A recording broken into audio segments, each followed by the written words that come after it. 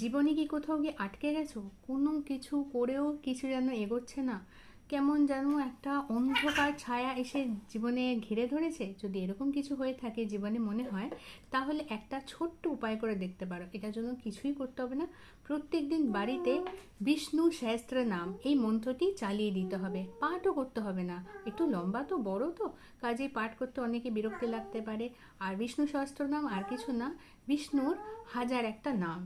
এটা বলতেও অনেকটা সময় লেগে যায়। যদি কেউ পাঠ করে তাহলে 8 ঘন্টা মতো সময় লাগে।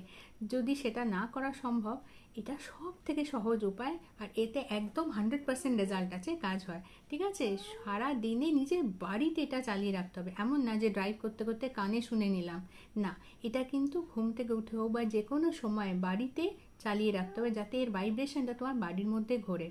বিষ্ণু সহস্র নাম একটা মাস করে দেখো, জীবনে এত কিছু করলে। পুরো জীবনে একটা 30টা দিন আমাকে দিয়ে দেখো। আর ফাস্ট বিষ্ণু সহস্র নাম ফাস্টও আছে। এটা যদি তোমার বাড়িতে চলে, তুমি দেখবে 1 মাসের মধ্যে তোমার জীবনে মিরাকল ঘটছে। ঠিক আছে, অনেক চেঞ্জেস আসবে লাইফে, লাইফটা পজিটিভ দিকে শিফট হয়ে যাবে।